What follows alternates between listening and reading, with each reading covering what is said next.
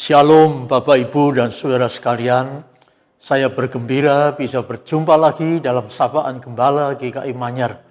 Dan kali ini saya ingin mengajak Bapak Ibu membahas tema Tajamkanlah Lagi. Sebelum itu mari kita berdoa.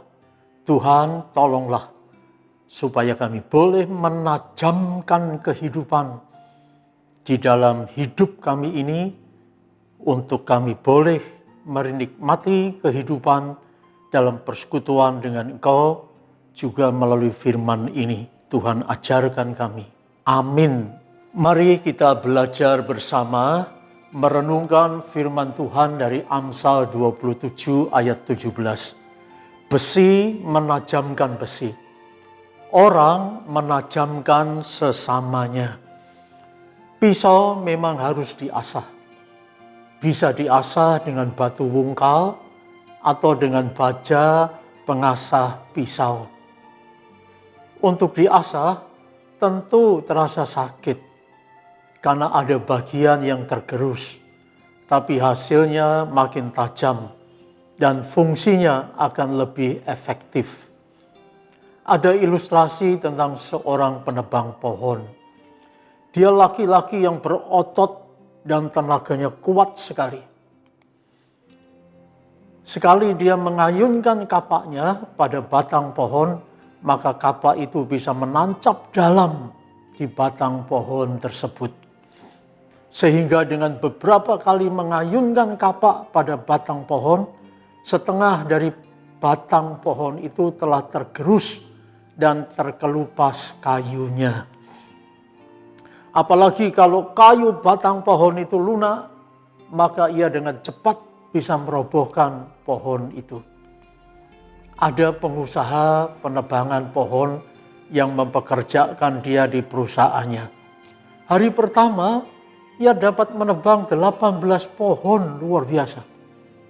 Suatu prestasi yang membanggakan. Sang pengusaha memujinya dan minta ia mempertahankan, bahkan meningkatkan hasil tebangannya. Tapi memasuki hari berikutnya, hasil tebangannya malah menurun. Ia cuma berhasil menebang 15 pohon saja. Itu pun dengan tenaga yang sudah terkuras habis rasanya. Hari berikutnya, dengan sekuat tenaga ia menebang pohon lagi. Tapi hasilnya tambah menurun. Cuma 12 pohon yang mampu ditebangnya. Dia malu kepada sang pengusaha dan mohon pamit untuk berhenti bekerja. Pengusaha itu bertanya, "Mengapa kamu minta berhenti? Bukankah kamu baru bekerja beberapa hari saja di sini?" Dia menjawab, "Saya sudah tidak kuat lagi. Tenaga saya rasanya sudah habis. Sedang jumlah pohon yang berhasil saya tebang malah makin menurun. Tiap hari saya sudah berusaha keras dengan sekuat tenaga, tapi hasilnya makin merosot dan tubuhku makin lelah karena kehabisan tenaga." Sang pengusaha tertawa dan berkata kepadanya, "Kapan kamu terakhir mengasah kapakmu untuk menebang pohon?" Jawab penebang itu, "Mengasah kapak? Aku tak punya waktu untuk mengasahnya. Karena sangat sibuk menebang pohon dan mengejar target jumlah pohon yang ditentukan untuk bisa ditebang dalam sehari." Pengusaha itu menjelaskan kepadanya, "Semakin kamu tidak mau mengasah kapakmu, tenagamu akan habis dan cepat lelah.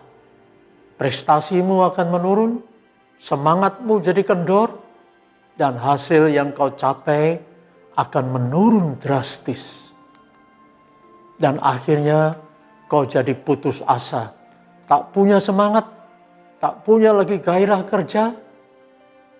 Akhirnya penebang pohon itu mengerti dan menerima nasihat pengusaha tersebut.